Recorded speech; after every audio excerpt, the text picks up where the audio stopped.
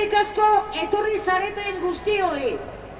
Gaur, lan sindikatuak deialdiak luzatu ditugu Euskal Herriko eskualde guztietan. Eta gaur, milaka gara mobilizatzen ari garenok Euskal Herrian.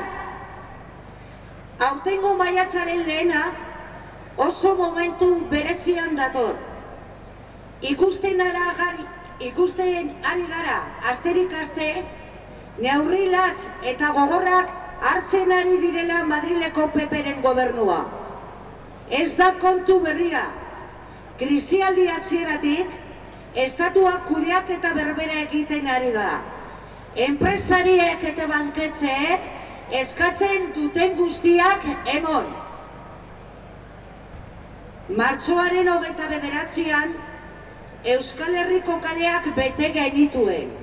Bilboko kaleak bete genituen. Laugarren greba orokorra izan zen azken 3 urtetan. Euskal Herriko langileok kalera eta eraginen esateko inposaketarik ez. Langileok ez gaudela preso hartzeko, ez lan erreformarik, ez gainontzeko eskubide sozialen murrizketarik. Eta egoera honen aurrean, Euskal Herriak bere etorkizuna erabakitzeko eskubidea aldarrikatzen dugu. Aurrean dugun erronka handia da. Egoerari buelta emateko, langileo dugun indarra gure mobilizatzeko gaitasuna da, gure borrokarako grina da. Horregaitik, maiatzaren lehena honetan diogu. Lotu borrokari, langileon Euskal Herria helburu. Y es hora de interpelar y exigir a las instituciones para que las hagan. Y en Bilbo creemos que el Ayuntamiento tiene mucho que decir y hacer ante la situación en la que estamos la sociedad bilbaína. Por un lado, trasladar que tendemos la mano de LAD a aquellos partidos políticos del Ayuntamiento de Bilbo que tienen voluntad de hacer frente a esta situación. Y por otro lado, decir a quienes están dando la espalda a la sociedad bilbaína que nos van a tener enfrente. Y nos van a tener enfrente porque no vamos a consentir que mientras los bilbaínos y bilbaínoas defendemos un proyecto bueno y viable de cultura, el alcalde defienda la especulación, el desalojo, el derribo y justifique que la Ertzaintza pelea a la gente por ello.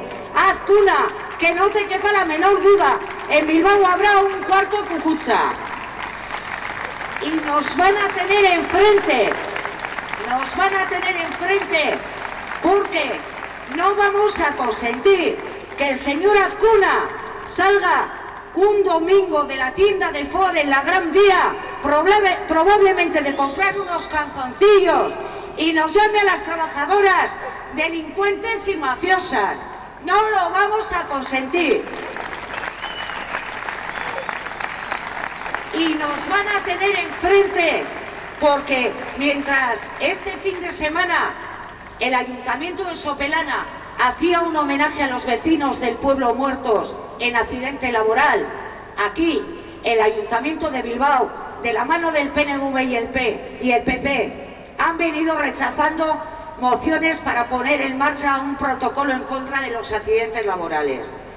Que sepan que el homenaje a Imanol Ortiz, a Roberto García y a Juan José Pérez, vecinos de Bilbao, muertos en accidentes laborales, se lo hacemos hoy, aquí y ahora. Orain da garaia, langileon Bilbo eraikiko dugu. Ona maiatzaren lehen. Hori zela Bilboko argazkia. Euskal Herri osora zabaldu daitekena. Kapitala, langileen kontra. Eta botere politikoa, ondo eroso, berarekin lerrokatuta. Baina argazki horretan garrantzitsuenak langileak dira. Hemen ikusi ditugun langileak eta askoz gehiago.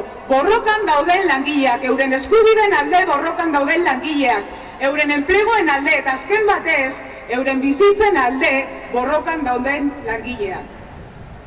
Eskualdetara etorri gara langileon egunean, alternatiba hemendik eraikitzen delako. Goitik ari dira inposatzen, goitik ari dira esartzen herritarren kontrako neurriak. Guk beti abiaraziko dugu alternatiba. Alternatiba ez delako eraikitzen egunkarietarako argazkiak atarata. Alternatiba borrokaz borroka eraikitzen da. Enpresetan, herrietan, eskualdetan. Eta hemen gaude, eta asko gara, sekulako manifestazioa egin dugu Bilboko eskualdean. Eta datozen urteetan, askoz gehiago izan behar gara. Kilometro eta kilometroetara bahiturik dauden bilbotarrak eta iesean daudenak hemen behar ditugulako, gurekin borrokan bat. Hay que implicarse, porque no vale exigir que se haga más mientras nos miramos al ombligo desde la barrera. Porque hay que hacer más, sí, pero no solo desde el ámbito político, hay que hacer más también desde el ámbito social y desde el ámbito sindical. Ya vale de situarse al margen y pasar la prueba del algodón a todo el mundo. No estamos aquí para eso. Estamos aquí para mover las cosas. Estamos aquí para tomar iniciativas. Estamos aquí para darle la vuelta. Y eso cuesta.